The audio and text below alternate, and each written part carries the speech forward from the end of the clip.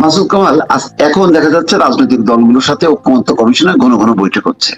ওই এনসিপি নির্বাচন কমিশনে যে বলতেছে যে আপনারা ওই ঐক্যমত্য কমিশনের ওই ইয়ে অনুযায়ী বা প্রধান উপদেষ্টার এই অনুযায়ী আপনারা চলবেন, আগে থেকে আপনারা কেন বলতেছেন যে আপনারা রেডি? তো নির্বাচন কমিশনকে কি এইভাবে ধমক দেওয়া যায়, মানে এইভাবে বলা যায়? তারা যদি রেডি হয়ে বসে থাকে আরো 2-3 মাস আগে, তো সেটা তো তাদের ব্যাপার, এটা তো একটা স্বাধীন প্রতিষ্ঠান। আপনার কাছে কি মনে হচ্ছে আসলে কি গতি প্রকৃতি? দেখেন, আমি আগে নির্বাচন কমিশনের অংশটা বলি। নির্বাচন কমিশনে এনসিপির প্রতিনিধিরা যে ধমক বলেন আর যাই বলেন, যে কথাটা বলেছে, এটাতে একটা দিক দিয়ে ঠিকই আছে, আবার আরেক দিক দিয়ে ঠিক আছে এই অর্থে যে এই যে নির্বাচন কমিশনটা গঠন করা হয়েছে, এই সরকার তো একটা সংস্কার কমিশন করছে, নির্বাচন সংস্কার কমিটি, নির্বাচনী ব্যবস্থা সংস্কার কমিটি। সেই কমিটি যে প্রক্রিয়ায় নির্বাচন কমিশন গঠনের কথা প্রস্তাবনা আছে, সেই প্রক্রিয়ায় তো এই নির্বাচন কমিশন গঠিত হয় নাই। এই নির্বাচন কমিশন গঠিত হয়েছে আগের আমলে, হাসিনার আমলে যে নির্বাচন কমিশন গঠনের প্রক্রিয়া ছিল, সিস্টেম ছিল, সেই অভিযোগ। আবার ওই সময় নির্বাচন কমিশনের যে দায় দায়িত্ব, কর্মপদ্ধতি সম্পর্কে যা ছিল ওই সময় তাই আছে, তারা সেভাবে কাজ করছে। আর ইয়েরা, ছাত্ররা, তাদের যে বক্তব্যটা যে এই নির্বাচন কমিশনের এগুলি করা আলটিমেটলি এই সংস্কার প্রস্তাবগুলি ওই জাতীয় ঐক্যমত্য কমিশনের মাধ্যমে গৃহীত হওয়ার পর এই নির্বাচন কমিশন থাকবে কিনা তারই তো কোনো গ্যারান্টি নেই, এবং এদের এই সমস্ত কর্মকাণ্ড করে এখতিয়ার থাকবে কিনা তাও তো কোনো গ্যারান্টি নেই। তারা এগুলি কেন করছে? এটা হলো ছাত্রদের পার্ট থেকে আমি মনে করি ঠিকই আছে। আবার বেঠিক যেটা, সেটা হলো যতক্ষণ পর্যন্ত এই ব্যাপারে কোনো সিদ্ধান্ত না হয় ততক্ষণ পর্যন্ত তো এদের তো নিয়োগ দেওয়া হয়েছে। এখন নিয়োগ দেওয়ার পর তাদের সামনে যে আইনগুলি আছে তারা তো সেই আইন অনুযায়ী চলবে, এবং সেই আইন অনুযায়ী চললে তারা যা করতেছে ঠিকই করতেছে। কিন্তু আরেকটা জিনিস, মাঝখানে দেখলাম একজন কমিশনার বলেছেন তারা এখন নির্বাচনের জন্য মোটামুটি প্রস্তুত। এটাও তো সে বলতে পারে না। নির্বাচনের জন্য নির্বাচন কমিশন প্রস্তুতি নিবে তখন যখন নাকি সরকারের পক্ষ থেকে তাদেরকে প্রস্তুতি নিতে বলা হবে। নির্বাচনের কোনো ডেট কি ঘোষণা করা হয়েছে? হয় নাই তো। তাদের আগে ভাগে প্রস্তুতি নিতে কে বলছে? তারা পারে না।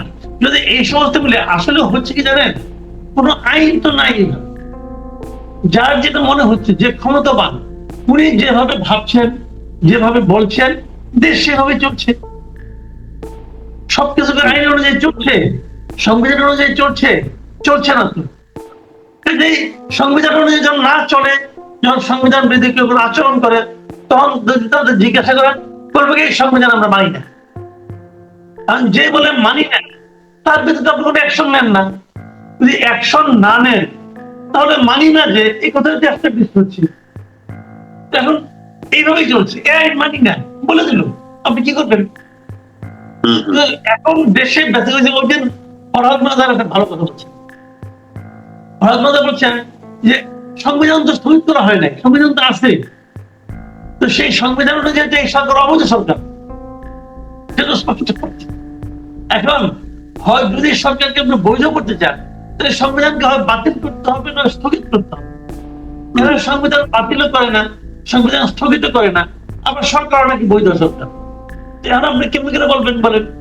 কিন্তু পুরো একটা আওলা। এখন এই আওলা থেকে কিভাবে তারা বের হবে আমি জানি না। সবচেয়ে সহজ হলো কি সংবিধানকে স্থগিত করে দেওয়া, যে আমরা এই সময় সংবিধান স্থগিত করলাম, আমরা আমাদের মতো করে চলবো। কিন্তু প্রবলেমটা হলো আপনার সংবিধান স্থগিত করে তো 2 বছর কাটাতে পারবেন না। আপনি ওই যে সংবিধান স্থগিত করেন, সেটা করতে পারেন খুবই শর্ট টাইমের জন্য। এত দীর্ঘ সময় সংবিধানকে স্থগিত করে চলতে পারে না, এটা হইতে পারে। তো তার সংবিধান আবার রেগুলার গভর্নমেন্ট চলতে গেলেও তো সংবিধান অনুযায়ী তো আপনি বেশি দিন চলতে পারেন না, সেটাও তো নির্বাচনের মধ্য দিয়ে আপনাকে যাইতে হবে, তাই না? আমরা যে বলতাম যে মঈনুদ্দিন ফখরুদ্দিনের শাসনটা অবৈধ, কেন বলতাম যে 2 বছর ব্যাপী একটা মানে ইলেক্টেড গভর্নমেন্ট ছাড়া 2 বছরের এইভাবে চলতে পারে না। এই কারণেই তো বলতাম যে এটা অবৈধ সরকার। এটাই কাজে এখন মানে এই জিনিসটা হলো কি যে যত দ্রুত সম্ভব নির্বাচনটা করে ফেলা উচিত। এখন এইটা বললে আবার অনেকে মন খারাপ করে, মন খারাপ করে ওনারা একটা প্রজেক্ট নিয়ে মাঠে নামছে যে এই অনির্বাচিত অথবা অরাজনৈতিক সরকারকে যত বেশি সময় রাখা যায় সেই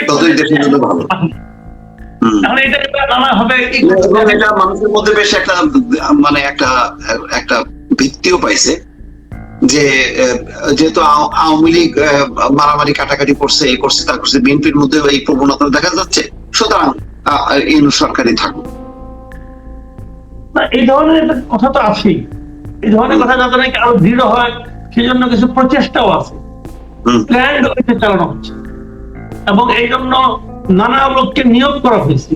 প্রচুর ফেক আইডির মাধ্যমে সোশ্যাল মিডিয়া এটা নিয়ে আলোচনা হচ্ছে, যারা এর বিরোধিতা করতেছে তাদেরকে সমাজে হেয় প্রতিপন্ন করার জন্য ওই সমস্ত ফেক আইডি থেকে রীতিমতো নানা ধরনের উল্টাপাল্টা কথাবার্তা বলা সবই হচ্ছে। কিন্তু এটা যদি মনে করেন সবাই মিলেও হয়, তবু তো আমি বলবো যে যদি তাদের এতই জনপ্রিয়তা থাকে তাহলে তারাই আগামীতে নির্বাচন অংশ নিক না কেন? বিভিন্ন পলিটিক্যাল পার্টি অংশ নেয় এবং ডক্টর ইউনূসের নেতৃত্বে একটা অরাজনৈতিক সরকার একটা অংশ নেয়, হয়ে গেল তো। ওনার প্রতি সমর্থন আছে, নির্বাচিত হয়ে গেলে প্রধানমন্ত্রী হবেন, প্রেসিডেন্ট হবেন, কি একটা হবেন, হয়ে যায়, কোনো আপত্তি তো নাই। কিন্তু আপনি ইলেকশন বিহীন ভাবে একটা সরকারকে 5 বছর রাখবেন, এটা দুনিয়ার কেউ তো মানবে না, এটা এই পৃথিবীর কেউ মানবে না। যখন না মানবে তখন আপনি বিদেশের সঙ্গে আপনার ব্যবসা বাণিজ্য করতে পারবেন না, তো করতে পারবেন না। এটা তো আরেক জটিলতা। আপনি এত বড় কথা বলেছেন, একটা রাষ্ট্রীয় পর্যায়ে আমি খেয়াল করলাম ডক্টর মোহাম্মদ ইউনূস বিভিন্ন দেশে যাচ্ছেন, সবগুলো সেমিনার সিম্পোজিয়ামে যাচ্ছেন, যে সেখানে কিন্তু দেখবেন যে রাষ্ট্র টু রাষ্ট্র যে ইয়েগুলো বৈঠক হয় সেটা কিন্তু নাই। কারণ হচ্ছে মানে একটা ইন্টারিম কোন গভর্নমেন্টের সঙ্গে তো রাষ্ট্রীয় ইয়ে হয় না। তাই যদি হতো তাহলে তো মিয়ানমারের জান্তা সরকার বিভিন্ন দেশে যাইতো এবং সেসব দেশের সাথে দ্বিপাক্ষিক বৈঠক আমরা দেখতাম, খবর সেগুলো তো আমরা দেখি না, কিছুই হয় না। আপনি দেখেন তো মানে এত বড় অর্থনৈতিক বিদ্যুৎ, তারা দুনিয়ার সঙ্গে এত ভালো সম্পর্ক, IMF এর লোনের কিস্তি এত ছাড় করতে পারেন না, পারছে? IMF এর লোনটা মানে আওয়ামী লীগের সঙ্গে কোনো সম্পর্ক ছিল, আওয়ামী লীগ তো পারছে না ভাই, এরা তো পারলো না। তাহলে এখন আপনি কি বলবেন? কেবল বড় বড় কথা বলে তো লাভ নেই রে ভাই। আপনি বলেন না দেখি গত 8 মাসে 9 মাসে কোথা থেকে টাকাটা আসছে দেখেন না আপনি। অথবা আগে সরকারের যে উন্নয়ন কর্মকাণ্ডগুলো চলছিল, কোন উন্নয়ন কর্মকাণ্ড তারা নতুন করে শুরু করতে পারছে অথবা আগের তারা কন্টিনিউ করতে পারছে, দেখেন একটু। আগে আমি আপনাকে অন্য একটা প্রশ্ন করি, সেটা হলো যে আপনার কাছে কি মনে হয় যে এই যে 15 বছর ধরে ভোট চেয়েছে মানুষ, তখন তারা মনে করছে যে একটা ভোট হলে একটা সরকারের মানে আওয়ামী লীগ সরকারের পরিবর্তন হবে, সেই কারণে তারা ভোট চেয়েছে। এখন কি সামনে কোনো শত্রু দেখতে পাচ্ছে না, মানে কাউকে পরিবর্তন করবে এরকম আওয়ামী লীগ গোছের কোনো দল পাচ্ছে না বলে কি নির্বাচনে কোনো মানে আগ্রহ নেই, বা ভোটের ব্যাপারে মানুষের মধ্যে কোনো মানে তাগাদা নেই? আপনার কাছে কি মনে হয়? আমি তা মনে করি না। ভোটের ব্যাপারে মানুষের মধ্যে প্রচন্ড আগ্রহ আছে, প্রচন্ড আগ্রহ আছে। মানুষ ভোট চায়, এটা আমি একদম কনফার্মলি আপনি বলতে পারি। প্রচুর মানুষ যারা ভোট দেয় নাই তারা ভোট দিতে চায়। এখন এর বিপরীতে এই অরাজনৈতিক সরকারের পক্ষে একটা পার্টি, একটা পক্ষ, কিছু লোক ক্যাম্পেইন করতেছে, তারা বলার চেষ্টা করতেছে যে অরাজনৈতিক সরকারই থাকে, রাজনৈতিক সরকার ভালো না। কারণ আওয়ামী লীগ লুটপাট করছে, বিএনপি লুটপাট শুরু করছে, এগুলি তারা বলার চেষ্টা করছে এবং এইগুলি বলার মাধ্যমে তারা মানুষের মনকে পিছিয়ে দেওয়ার চেষ্টা করছে। এবং যারা করতেছে এরাই বেসিক্যালি এই সরকারটাকে আরো দীর্ঘদিন অনির্বাচিত সরকারকে, অরাজনৈতিক একটা সরকারকে দীর্ঘদিন রাখতে চায়। তাহলে আপনার কাছে মানে এখন যে সংস্কারগুলো নিয়ে খুব দ্রুত গতিতে বিএনপি দিনের পর দিন মিটিং করতেছে, এইগুলোর মধ্যে থেকে কোনো আউটপুট আসবে মনে হয়? আউটপুট কিছু আসবে মানে কি এই সমস্ত নিয়ে আলোচনা করাটাই একটা আউটপুট।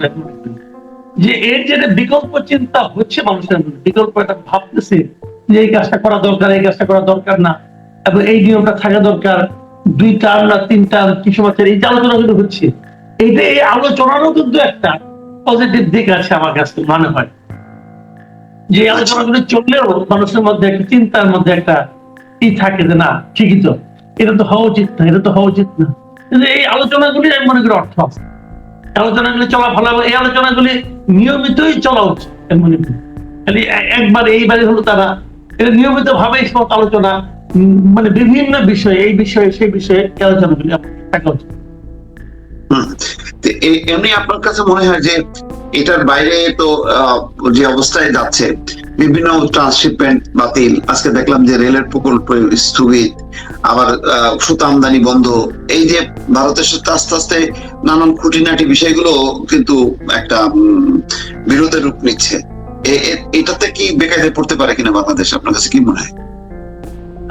একটু তো বেকায়দা পড়বে, একটু বেকায়দা পড়বে, পড়বে এই কারণে এখানে তো সুবিধা পাইতো, বেশি করে সুবিধা তো আসতো। এর ট্রান্সশিপমেন্ট বন্ধ করলো, আমাদের দেশে দেখলাম অনেক সরকারের সংশ্লিষ্ট লোক বলে তো আমাদের কোনো ক্ষতি হবে। আচ্ছা আমার এটা খালি কথা, যদি ক্ষতি না হয় তাহলে একদিকে আমরা এই সুবিধা নিলাম কেন?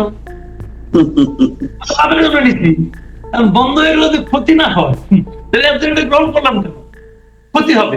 পরের দিন আবার হিসাব দেখলাম প্রায় 2000 কোটি টাকা নাকি আমাদের ক্ষতি হবে।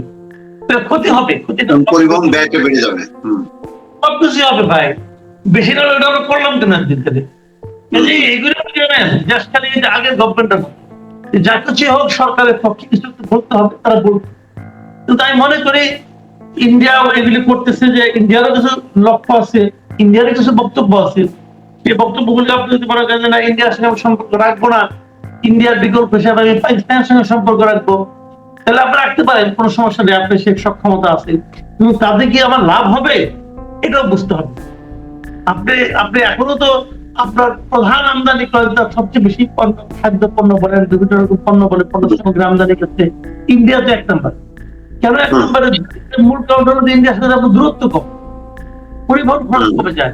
তাহলে আপনার খরচ, ইন্ডিয়াকে আপনি ইন্ডিয়া যদি ধরবেনই না, তাহলে এটা আপনি 1 নম্বর পারবেন না, কারণ আপনার এখনকার মার্কেটকে আপনি যোগান দেওয়ার মতো ইন্ডিয়াতে যে পরিমাণ অ্যাভেলেবেল পণ্য আছে সেটা তো আর পাকিস্তানে নেই।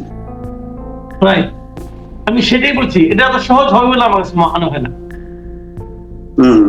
তাহলে তো বেশ একটা মানে একটা ঝুঁকির মধ্যে, সংকটের মধ্যে থাকলো, যদি বড় ধরনের কোনো ক্রাইসিস হয় তখন তো এটা সামাল দেওয়াটা বেশ একটা বিপদের মধ্যেই আমরা পড়তে পারি নাকি? আমার কাছে তাই মনে হয়, আমার কাছে তাই মনে হয়। এবং অচিরে যে এটা খুব সমাধান হবে সেটাও মনে হচ্ছে না। আবার ইন্ডিয়াও একটা বোধহয় একটা করতেছে, তারা বারবার নির্বাচিত সরকার বলাতে এখানে আবার উল্টা মানে একটা তৈরি হচ্ছে যে ও আছে ইন্ডিয়া চাচ্ছে এই নির্বাচিত সরকার, তাইলে এর উল্টাটা চাও, এরকমও কিন্তু একটা পারসেপশন দাঁড়ায় আছে, মানে ইন্ডিয়া যেটা বলবে বিপরীতটা। এইটা ঠিক বলছেন যে ইন্ডিয়া যখন বলছে আমরা একটা নির্বাচিত সরকারের সঙ্গে আলোচনা করতে চাই, তখন আমাদের মাঝখান থেকে একটা ধারণা দেওয়া হয়েছে ইন্ডিয়া যত চাইছে তাহলে নির্বাচিত সরকার আসলে পরেই আমাদের ক্ষতি হয়ে যাবে, তাহলে ইন্ডিয়াটা শোনা হয়ে গেল। এখন এটা তো হলো আরেক মূর্খতা আমি মনে করি।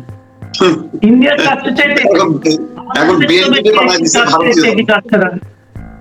আমাদের একদম কে কি চাচ্ছে যাচ্ছে এটা ইম্পর্টেন্ট না, ইম্পর্টেন্ট হলো আমার জন্য আপনি কি দরকার, তাই না?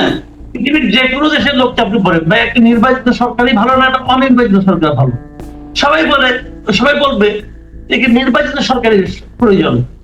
এখন এটাকে আমরা যে আমাদের মধ্যে যে হুজুগটা এখন উঠানো হয়েছে ইন্ডিয়া যা বলবে ওইটা যদি আমাদের এখানে হয় তাহলে